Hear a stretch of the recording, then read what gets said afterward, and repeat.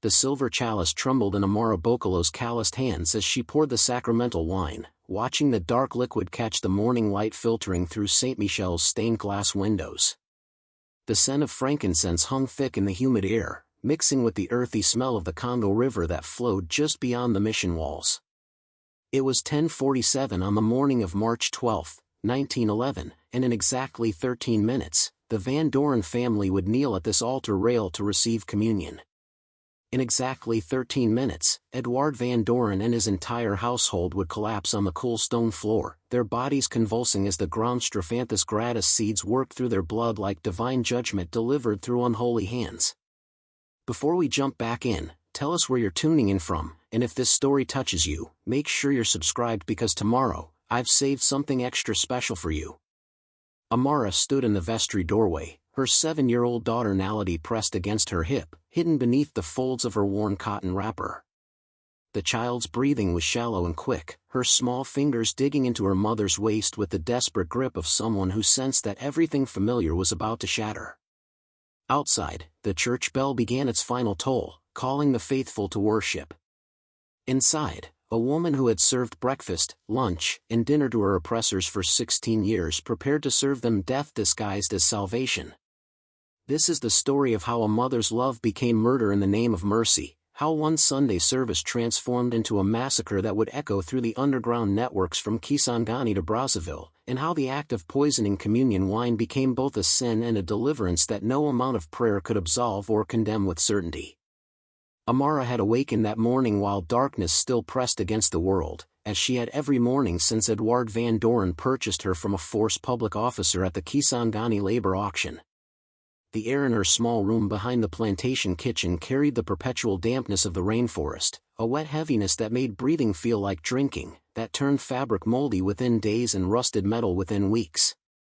Her hands moved through the familiar rituals of preparation, lighting the kerosene lamp, splashing her face with water from the earthen basin, wrapping her headscarf with the precise folds that Madame Genevieve insisted upon for all house servants.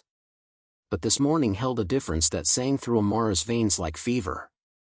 Hidden beneath the false bottom of her wooden trunk, wrapped in banana leaves to mask any scent, lay a small cloth pouch containing powder so fine it resembled the cassava flour she used daily in the Van Doren kitchen. She had been collecting Strophanthus seeds for 7 months, gathering them during her rare moments alone in the forest, drying them in the thatch above her sleeping mat, grinding them at night using a smooth river stone against another stone, working in absolute silence while Naledi slept in the plantation house dreamed its confident colonial dreams. Each seed represented a choice made in the hollow darkness of maternal desperation. Each grinding session moved her closer to an act that could never be undone, never be forgiven, never be anything other than what it was. Murder. Liberation. Both. Neither. The categories that white men used to organize morality had never accounted for what happened when property decided it would rather destroy than be destroyed. The Van Doren rubber plantation sprawled across 5,000 hectares of land that had been stolen from the local people through treaties signed at gunpoint and enforced by the forced public systematic terror. The main house rose like a monument to extraction, its whitewashed walls gleaming against the green chaos of the jungle, its broad veranda offering views of the Congo River where steamboats carried rubber and ivory and human suffering downriver toward the Atlantic and the European markets that consumed Congolese blood without ever tasting it directly. Édouard had purchased Amara specifically for her skills in the kitchen, her previous master having praised her gentle efficiency and her knowledge of both European and Congolese cooking. What that previous master had not mentioned was that Amara's gentleness was a mask worn for survival, that her efficiency came from understanding that any mistake could result in beatings or worse, that her knowledge had been acquired through 16 years of watching white families eat while she went hungry, of preparing feasts while her own daughter subsisted on scraps and cassava paste. She had cooked for the Van Doren family through countless dinners where they discussed rubber quotas and native discipline as casually as other families might discuss weather. She had served meals while Édouard explained to his sons how the hand-cutting practice ensured workers met their collection targets, how fear was more effective than wages, how the Congolese were children who needed firm guidance from their civilized betters. She had fed these people. She had nourished their bodies so they could continue the work of destruction. and every meal she prepared felt like complicity, like she was fueling the machine that ground her people into paste for European profit. The breaking point had arrived 6 days earlier, on March 6, when Édouard announced during dinner that he had arranged to sell Nality to a Belgian merchant in Stanleyville who needed a young housegirl. The transaction was scheduled for March 18, less than 2 weeks away. The price was favorable, Édouard explained to Genevieve, enough to offset some recent losses from a rubber shipment that had been damaged by rain. The child would receive good treatment, he assured his wife, better than she deserved given her inferior breeding, and separating her from Amara would eliminate the distraction that kept the cook from complete focus on her duties. Amara had been standing in the doorway to the dining room when these words were spoken, holding a serving tray, her face revealing nothing because revealing anything meant death. She had learned long ago to hide her thoughts behind downcast eyes and the blank expression that white people mistook for stupidity or acceptance. But beneath that mask, something crystallized that had been forming for 16 years. A clarity that felt like ice despite the equatorial heat. A certainty that felt like falling despite her feet remaining planted on the ground. That night, after the Van Doren family retired and the plantation fell into its uneasy sleep, Amara retrieved the hidden pouch from her trunk. She sat on the edge of her sleeping mat, holding the poison that represented months of secret preparation, and understood with absolute certainty that she would use it. Not to save herself. She had long ago accepted that her own life held no value in the colonial economy that governed existence in the Congo. But Nality, her daughter, the child she had somehow managed to bring into this world and keep alive despite everything designed to prevent both. That life held value that transcended any moral calculation the Van Dorens could comprehend. The question was not whether to act, but how. Poisoning their food would be discovered immediately. Amara was the only one who prepared their meals, the only one with access to their kitchen. Suspicion would fall on her before the bodies cooled. Any escape attempt would be brief and futile. But Sunday communion offered a different opportunity. The Van Doren family attended Saint-Michel every week, occupying the front pew reserved for prominent colonials. They took communion from the same chalice as other parishioners, drinking wine that had been prepared in the vestry by whoever was assigned that week's service duties. For the past 3 months, that assignment had fallen to Amara, part of her expanded responsibilities after the previous church servant died from malaria. The Van Dorens trusted her with their communion wine because she was property, and property did not possess the capacity for treachery. That assumption would kill them. Amara spent the week moving through her duties with Macabre. Preparing and narrating this story took us a lot of time, so if you are enjoying it, subscribe to our channel, it means a lot to us. Now back to the story. Mechanical precision, preparing meals that tasted exactly as expected, maintaining the household routines that kept the plantation functioning, giving no indication that anything had changed. But internally, she was calculating. The Strophanthus poison worked through cardiac arrest, mimicking symptoms that could be attributed to natural causes if the dosage was careful. Too much would cause immediate violent convulsions that would raise suspicions. Too little might sicken without killing, leading to investigations that would ultimately reveal the truth. The amount needed to be precise, deadly, and administered in a way that allowed enough time for Amara and Nality to disappear before the bodies were discovered. Sunday communion provided that window. The service lasted 90 minutes. The Van Dorens always took communion near the end, around 11 o'clock. The poison required 15 to 20 minutes to take full effect. If Amara timed it correctly, she and Nality could slip away during the final and while the family was still upright, still appearing healthy. By the time the convulsions began, they would be gone. And in the confusion that followed, in the chaos of 5 bodies collapsing simultaneously in God's house, there might be enough time to reach the river before anyone thought to look for the cook who had prepared that morning's sacramental wine. The plan was simple. Which meant it was also fragile, dependent on timing and luck and the assumption that white people would not immediately suspect the invisible African woman who had been serving them for 16 years. But it was the only plan that offered any possibility of success. Any possibility of saving Nality from the merchant in Stanleyville and the life of exploitation that awaited her there. On Saturday night, Amara held her daughter close and told her a story about the great river that flowed north toward places where the sun shone differently, where different rules governed existence, where mothers and daughters could not be separated by transactions between men who viewed them as livestock. Naledi listened with the solemn attention of a child who had learned early that survival required understanding things beyond her years. She asked no questions because questions were dangerous. She simply pressed her small body against her mother's larger one and accepted that tomorrow would bring changes she could not yet comprehend. Amara did not sleep that night. She lay in the darkness, listening to Naledi's breathing, feeling the weight of what she was about to do pressing against her chest like water, like drowning on dry land. She thought about the Van Doren children she had helped raise. Laurent, who had learned his father's casual cruelty but who sometimes looked at her with something that might have been guilt before training overcame instinct. Marguerite, who spoke to Amara in the same tone she used for the household dogs, affectionate but fundamentally dehumanizing. And Philippe, barely 10 years old, still young enough to smile at Naledi when his parents were not watching, still innocent of the full implications of the system that granted him power over people twice his age. She would kill them all. The thought should have horrified her, should have stopped her hand through sheer moral weight. But it did not. Because she had watched what this system did to children, both white and black. She had seen how it twisted white children into monsters who believed their humanity was superior to others. She had seen how it crushed black children into broken adults who had forgotten how to hope. And she understood that Philippe Van Doren, if allowed to grow into his inheritance, would become another Édouard. Another architect of atrocity who ate breakfast while discussing how to terrorize people into meeting rubber quotas.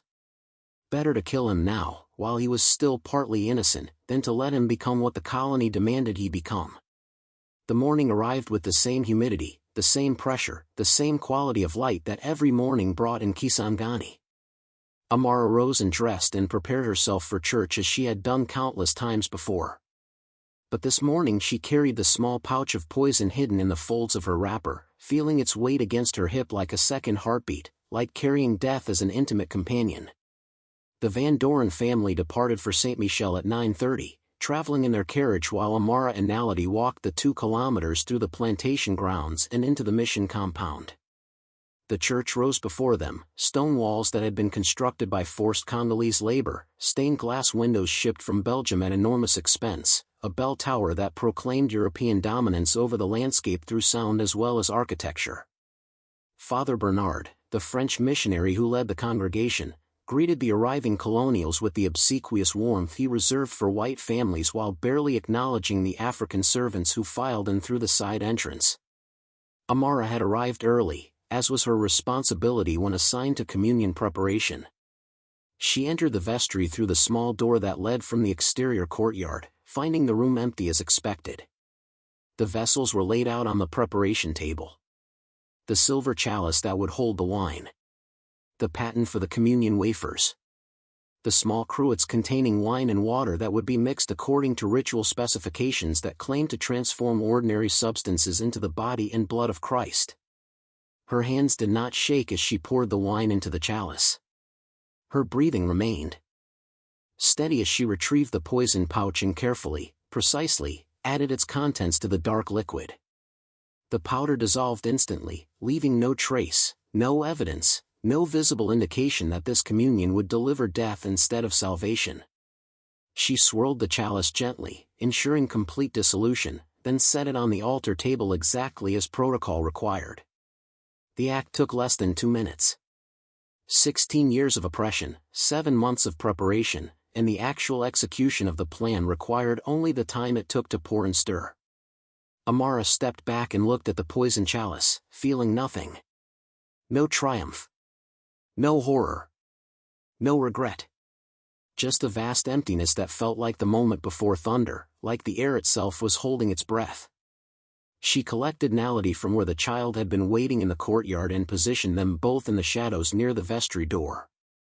From here, they could see the altar, could watch the service unfold, could wait for the precise moment when escape became possible.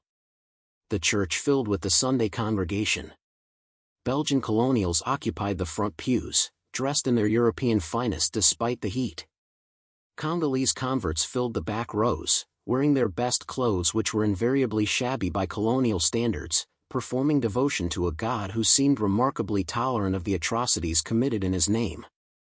The service began with hymns that Amara had heard so many times they had lost all meaning. Father Bernard's voice rose and fell through familiar liturgies, blessing and consecrating, performing rituals that claimed to make the ordinary sacred.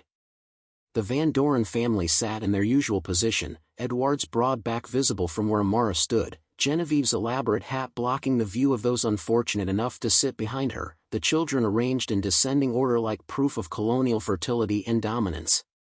The communion procession began at 10:58, precisely as Father Bernard's schedule dictated.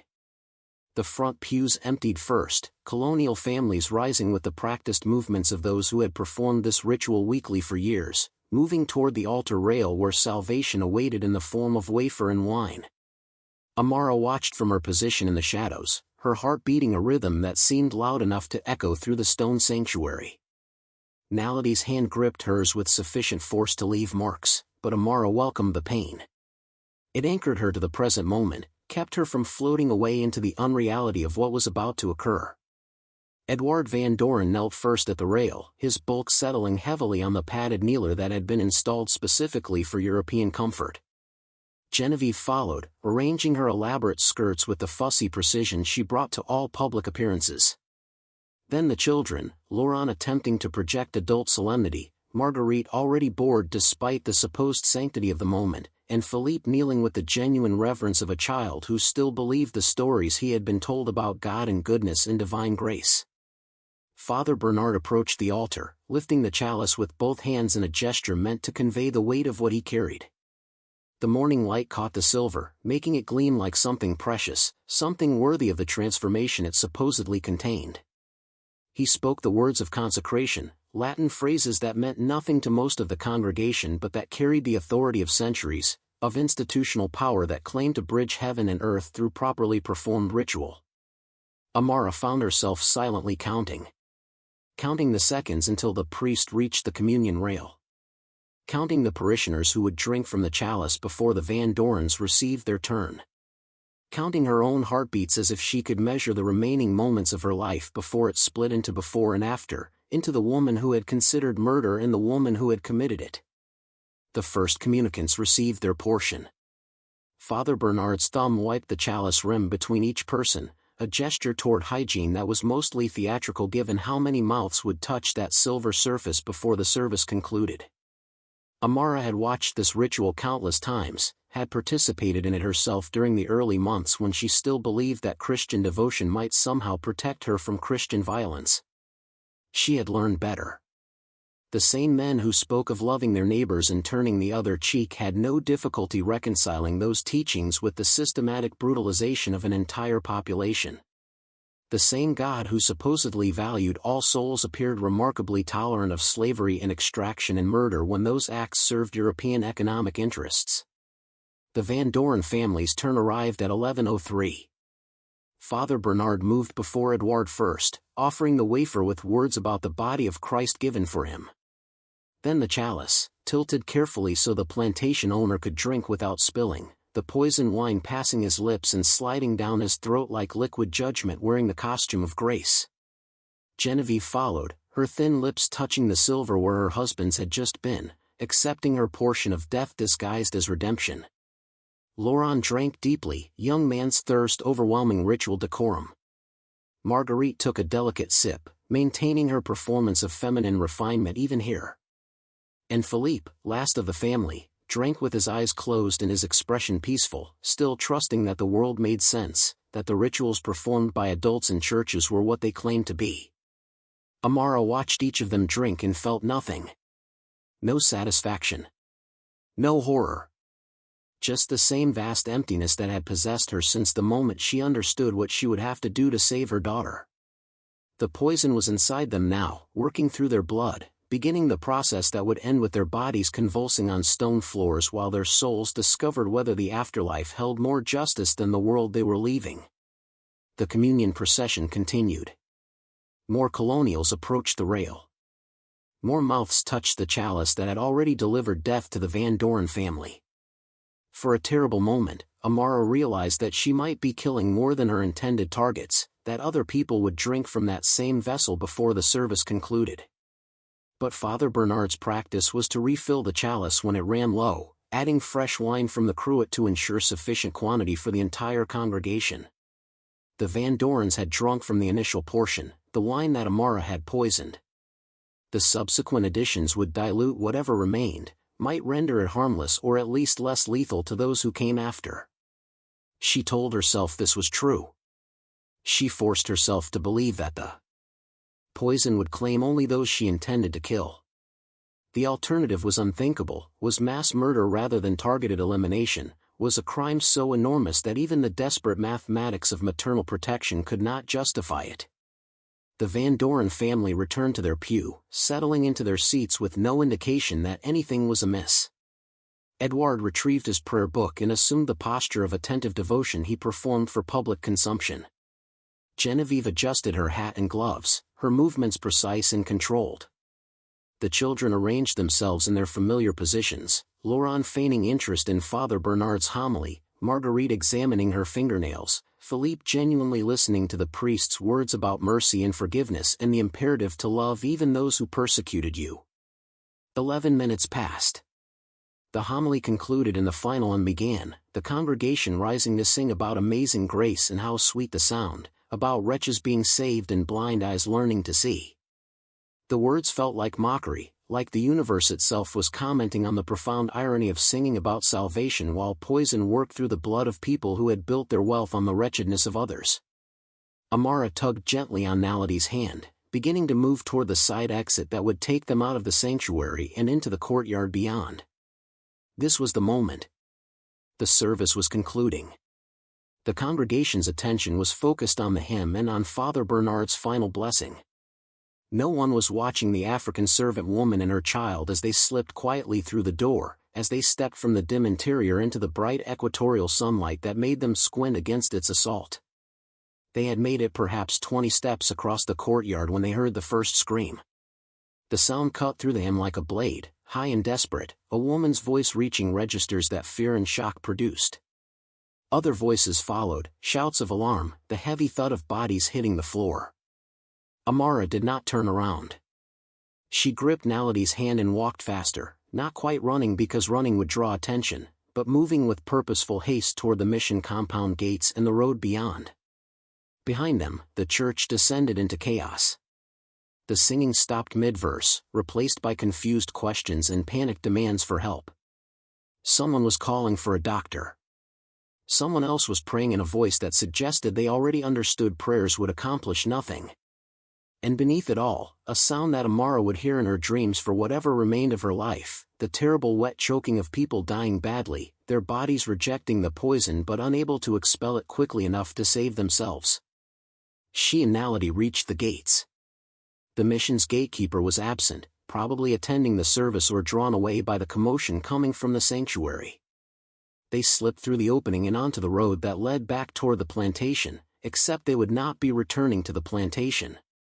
Instead, Amara turned in the opposite direction, toward the river docks where Kabila Mwamba operated his wood-carving business and where, if the whispered conversations she had overheard were accurate, a network existed to help those desperate enough to run. The road was empty at this hour on a Sunday morning. Most colonials were still at church. Most Congolese workers were either attending their own services at the mission's segregated chapel or using their one morning off to rest from the brutal labor that defined their existence. Amara and Nality moved quickly, the child's legs pumping to keep pace with her mother's longer stride, neither of them speaking because there was nothing to say, because words could not encompass what had just occurred or what was about to begin. The reality of what she had done began to settle over Amara like weight. 5 people were dying or already dead because she had ground seeds into powder and stirred that powder into wine and watched them drink it while wearing the mask of a servant. 5 people, including 3 who had barely begun their lives, who might have grown into something different than their parents, who might have developed conscience or compassion or at least awareness that the system sustaining their comfort was fundamentally evil. She had not given them that chance. She had judged them guilty and executed them based on who they might become rather than who they currently were. The moral complexity of this pressed against her chest, making breathing difficult, making each step feel like wading through water. But she did not stop. Could not stop. Because stopping meant capture, and capture meant watching naledies sold to the merchant in Stanleyville before they hanged Amara in the public square as an example to other property that considered resistance. They reached the river docks 20 minutes after leaving the mission. The Congo spread before them, brown and vast, its surface broken by the occasional piece of debris swept along by currents too powerful for human comprehension. Steamboats sat at anchor, waiting for Monday's resumption of commerce. Smaller vessels bobbed at the pier, fishing boats and local transport craft that moved people and goods along the countless tributaries feeding the great river. Kabila Mwamba's workshop occupied a small building near the water, its walls hung with wooden masks and figurines that demonstrated considerable artistry despite being dismissed by most colonials as primitive craft rather than genuine art. Amara had purchased items from him occasionally, small carvings that Naledi played with, transactions that had allowed her to observe his operation and notice the details that suggested he might be more than a simple craftsman. The way certain people arrived and departed quickly. The whispered conversations conducted in corners. The awareness in his eyes that spoke of someone who saw more than he acknowledged. She pushed open his door without knocking, startling him from his work on a partially completed mask. He looked up, his expression shifting from surprise to understanding in the span of seconds as he registered her appearance. Naledi clutched against her side, both of them breathing hard, both of them carrying the hunted look of people who had crossed lines that could never be uncrossed. "You need to disappear," Kabila said quietly, setting down his carving tools and moving to secure the door behind them. His voice carried no judgment, only the practical assessment of someone familiar with desperate situations. "What happened?" Amara opened her mouth to explain but found she could not form the words. "How did you describe poisoning an entire family during communion? How did you confess to murder while simultaneously insisting it was necessary, was the only option available to a mother faced with losing her child?" The explanation stuck in her throat, choking her. Kabila studied her face for a long moment, then nodded as if she had spoken. "Does not matter what happened. What matters is what happens next. You have perhaps 2 hours before they organize the search. Maybe less if they figure out quickly what you did. The river is your best option, but the steamboats are too visible. They will check every vessel once they start looking." He moved to a corner of the workshop, pulling back a canvas tarp to reveal a small dugout canoe concealed beneath. "This belonged to my brother. He made it north 3 years ago. Now I keep it for others who need to make the same journey. You know how to handle a canoe?" Amara nodded. She had grown up on the river before being taken into domestic service, had learned to paddle before she learned to read, which was to say she had learned to paddle because she had never been taught to read. The skills of her childhood, dismissed as primitive by colonial standards, would now be what saved her life. "Follow the river north," Kabila instructed, speaking rapidly now, aware that time was already running against them. "Stay close to the eastern bank where the current is slower. Avoid the main channel where the steamboats travel. 2 days paddling will bring you to Bumba. There is a woman there named Nsaya Okafor who operates a cassava trading business. Tell her I sent you. She will know what to do next." He was already moving them toward the back entrance of his workshop, toward the concealed path that led down to the water where the canoe waited. Amara wanted to thank him, wanted to ask why he was risking his own safety to help a stranger who had just committed murder, but Kabila cut off her attempt with a sharp gesture. "No gratitude," he said firmly. "Just survive. Survival is how we win against them. Every person who makes it away is a victory they cannot erase." He helped them into the canoe, steadying it while Amara settled Naledi in the bottom and took her position with the paddle.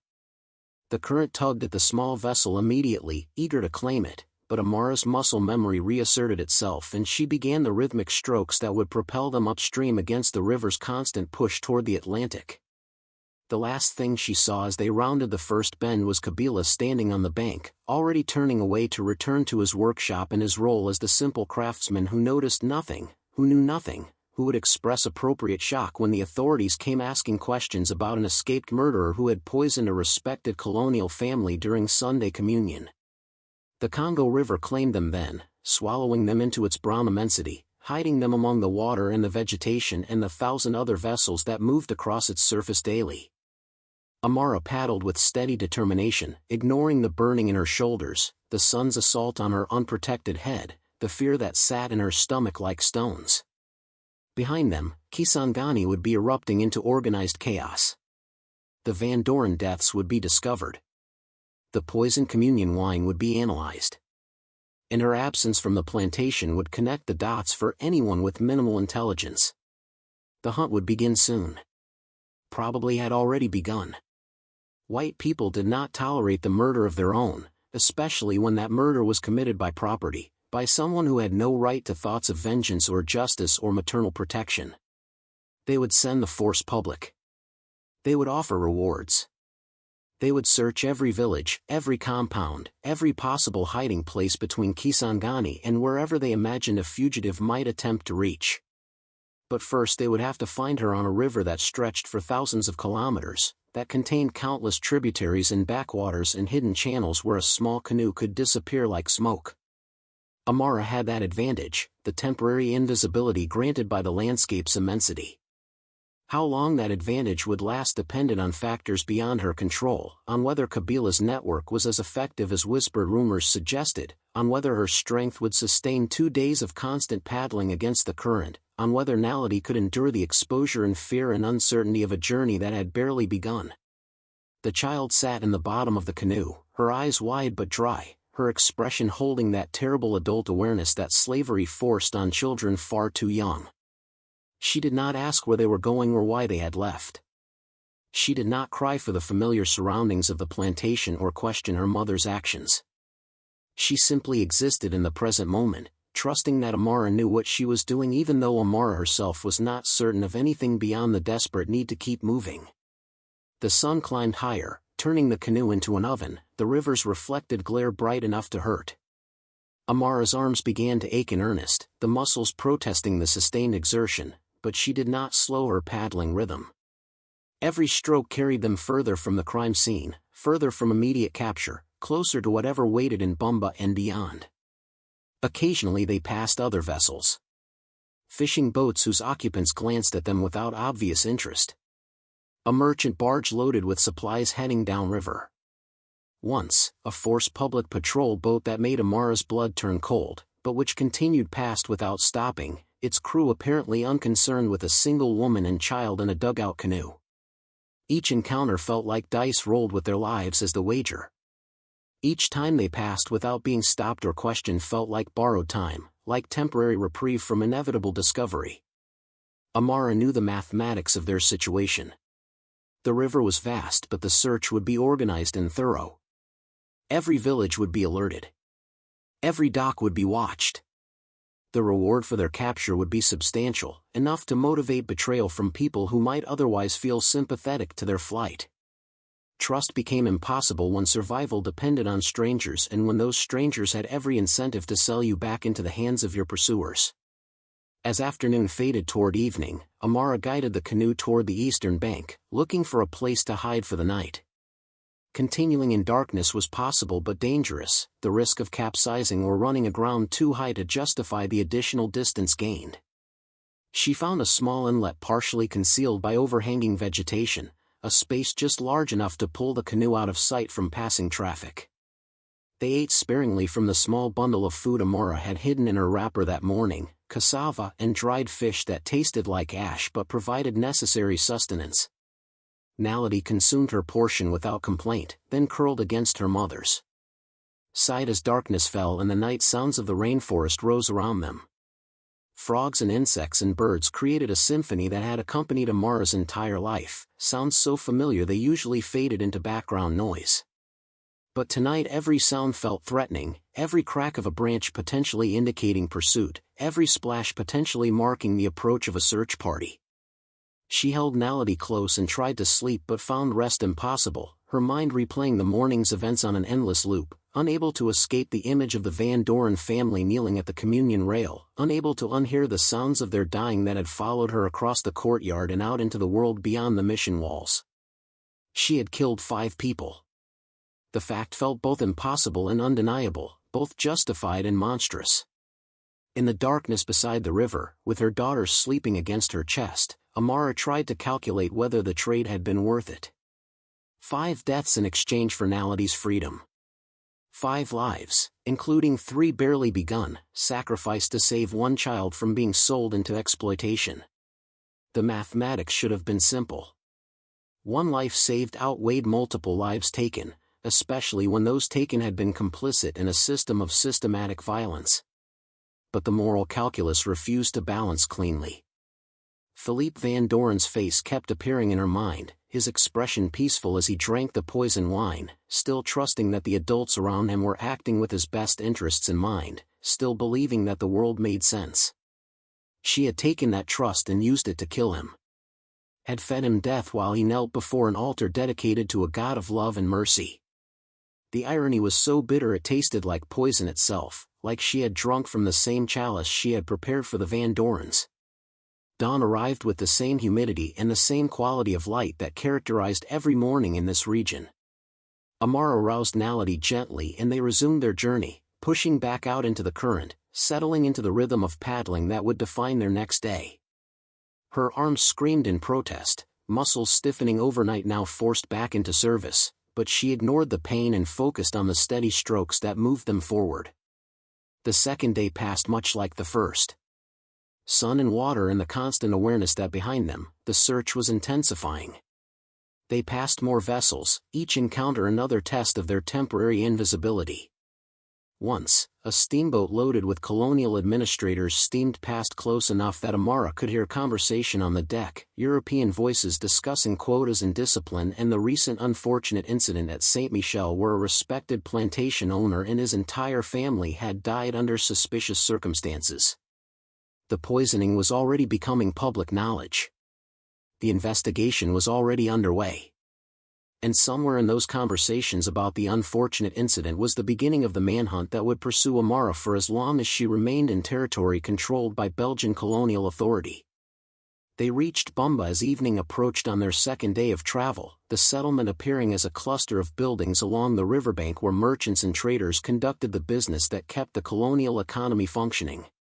Amara approached cautiously, scanning the docks for any indication of official presence, any sign that the search had already reached this far north. The cassava trading business Kabila had mentioned occupied a warehouse near the main dock, its walls stacked with bags of the starchy root that formed the dietary foundation for most Congolese.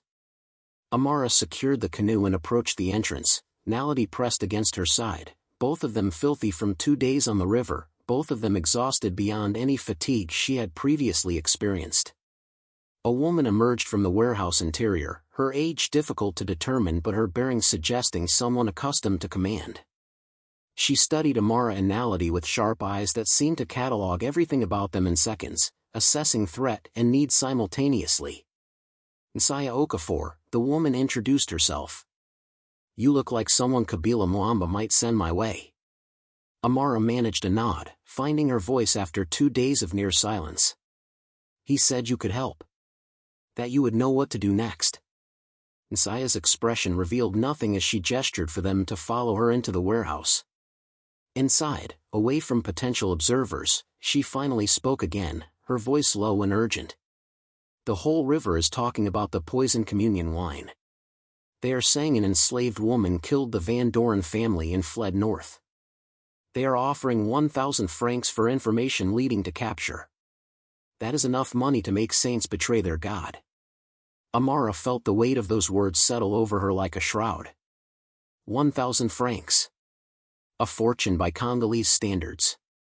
Enough to transform lives, to purchase freedom for entire families, to build futures that slavery made impossible.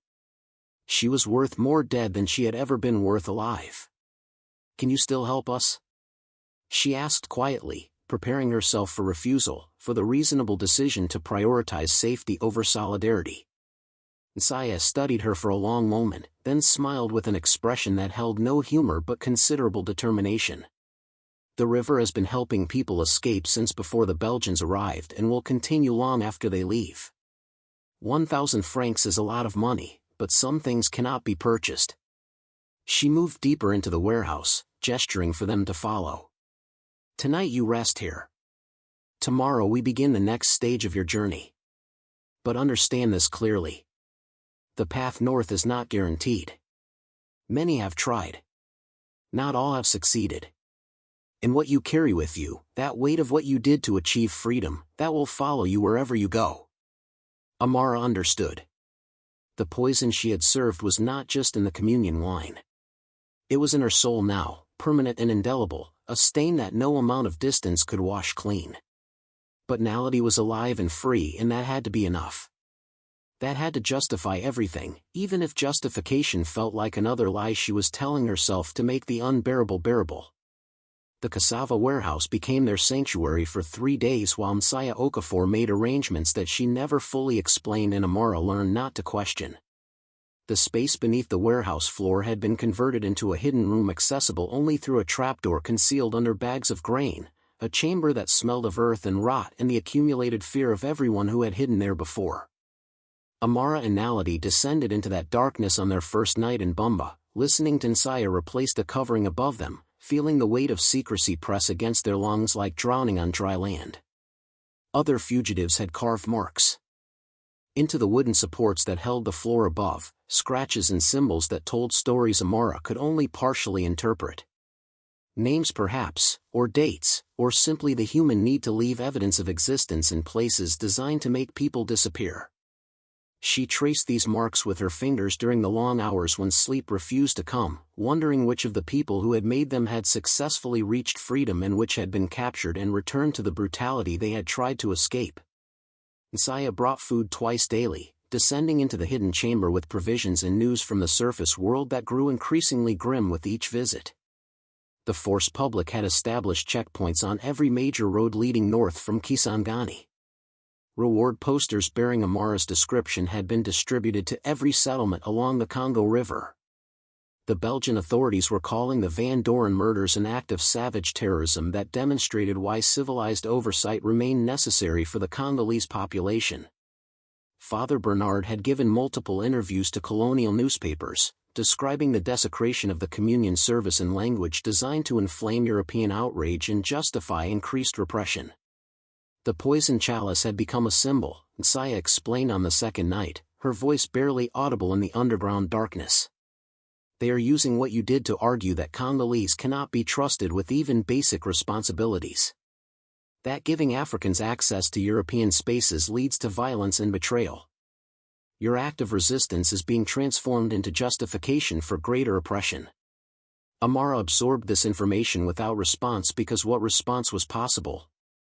She had known that killing the Van Dorens would have consequences beyond her personal situation, had understood that the colonial system would use her actions to validate its own existence.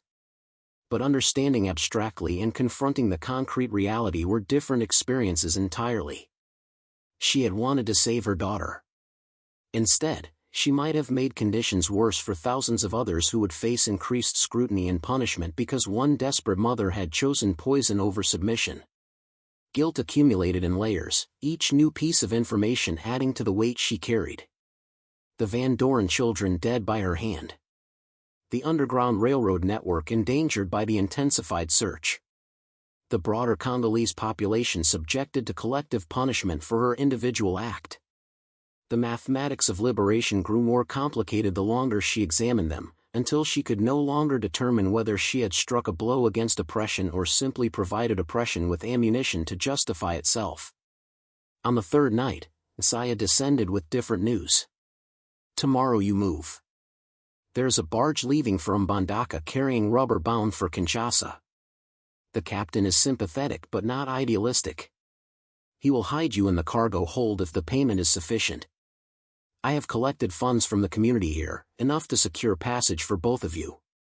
Amara started to protest that she had no means to repay such generosity, but Nsaya silenced her with a gesture. The river takes care of its own. What you owe is not to be repaid in currency but in remembering. Remember who helped you. remember that resistance is not individual but collective. And when you reach safety, if you reach safety, find ways to help others make the same journey. The concept felt simultaneously impossible and inevitable. She would carry a debt that could never be fully satisfied, an obligation to justify the risks others had taken on her behalf by ensuring those risks produced meaningful results. Liberation purchased through community sacrifice demanded that the liberated person transform their freedom into something larger than personal survival.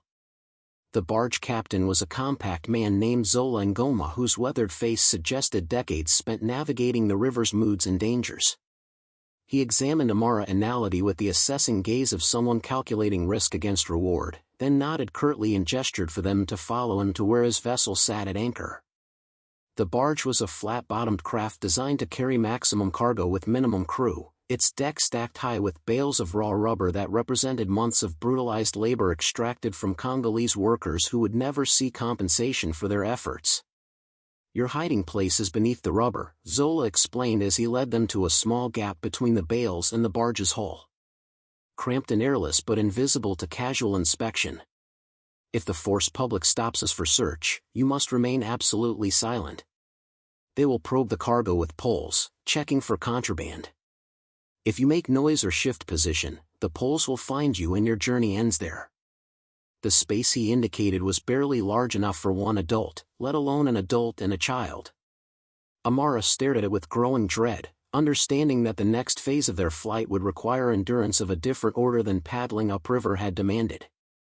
This would be voluntary entombment, hours or days pressed into darkness while the barge moved at the river's pace toward Mbandaka and whatever waited there. Naledi climbed into the space first, her small body fitting more easily into the confined area. Amara followed, contorting herself to fit beside her daughter, feeling the rubber bales press against her back and the hull press against her chest until breathing required conscious effort. Zola secured the bales above them, plunging them into absolute darkness, then his footsteps retreated across the deck and the barge's engine coughed to life. The journey to Mbandaka would take 5 days under normal circumstances, Zola had warned. Longer if weather or mechanical problems intervened. Shorter if the current proved favorable and no official inspections delayed their progress. 5 days in darkness so complete that Amara could not see her own hand when she held it before her face. 5 days breathing air that tasted of rubber and river water in her own fear. 5 days listening to the engine's rhythm and wondering whether each change in that rhythm indicated normal operation or the approach of a search party that would end everything. Time lost meaning in the darkness.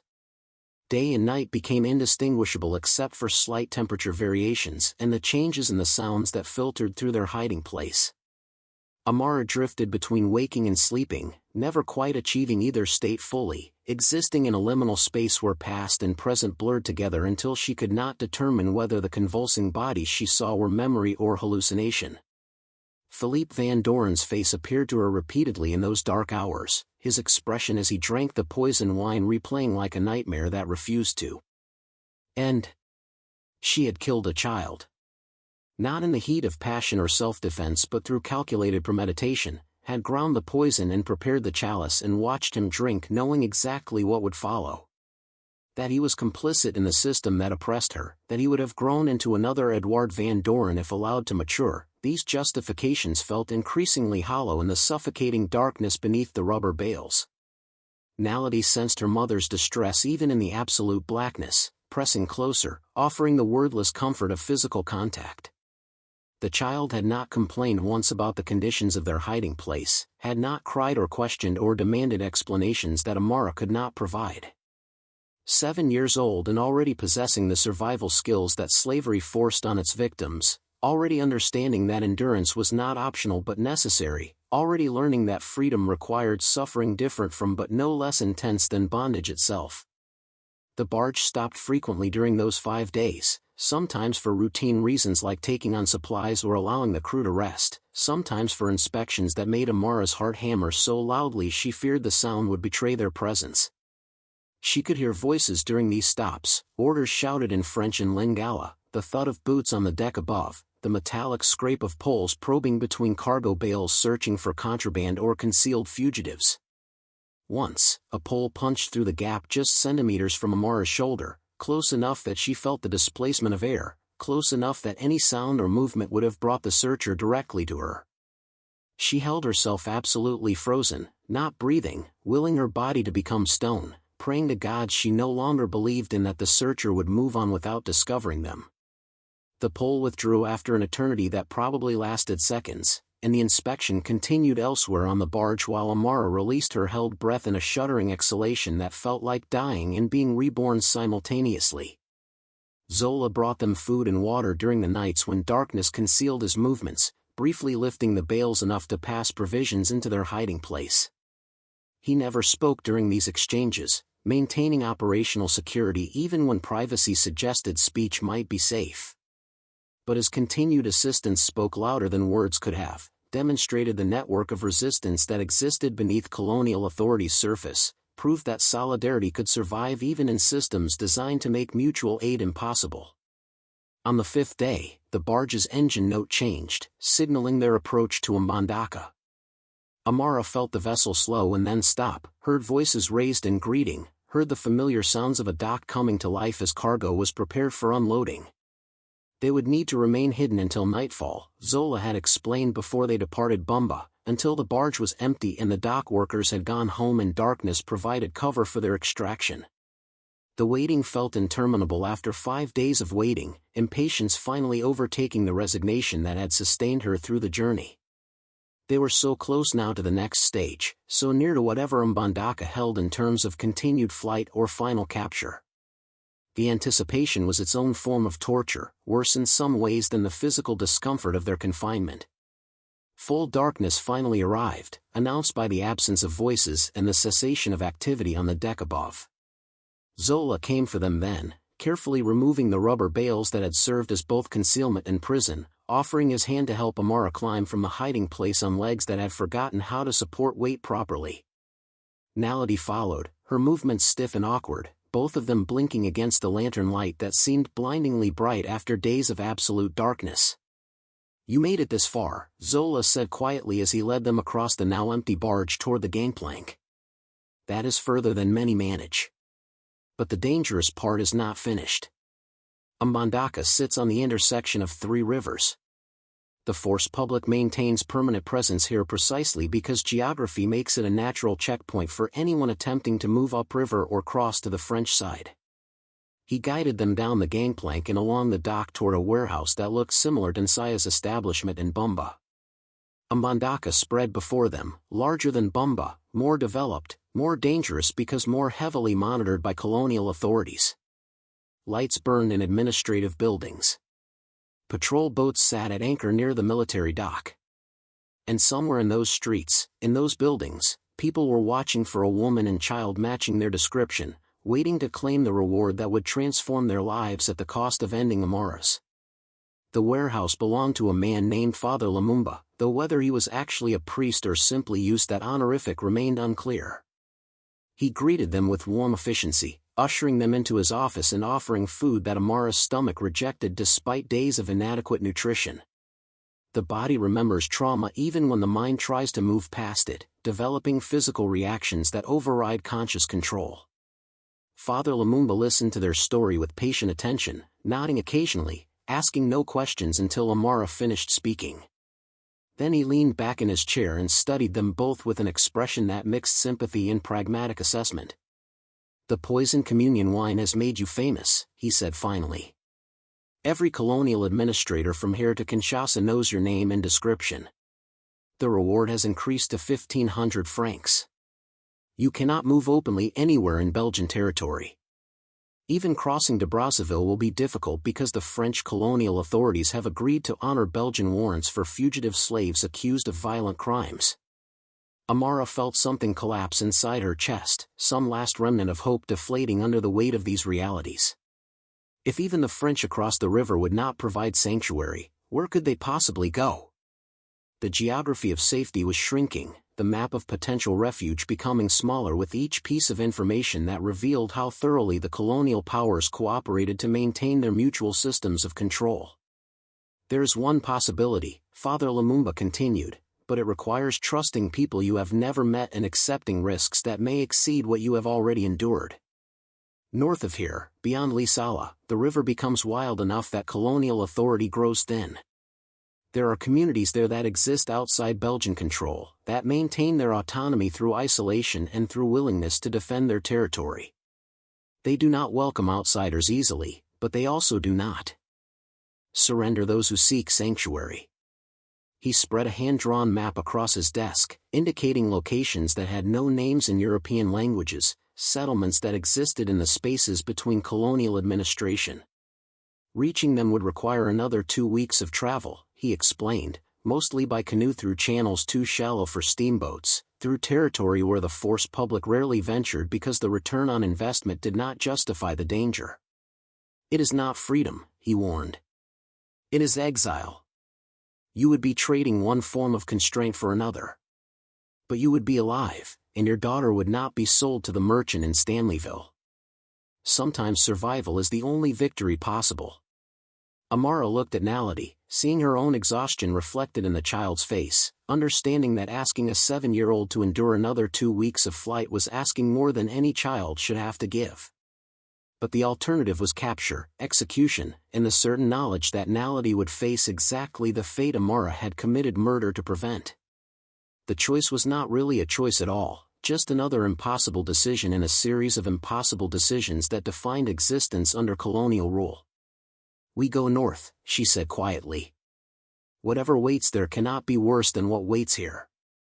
Father Lumumba nodded as if he had expected this response, as if everyone who reached his warehouse ultimately made the same calculation and arrived at the same conclusion. Tomorrow I will arrange for supplies and a guide. Tonight you rest here. And tomorrow you learn whether determination is sufficient to overcome geography and colonial power combined. Up next, you've got 2 more standout stories right on your screen. If this one hit the mark, you won't want to pass these up. Just click and check them out.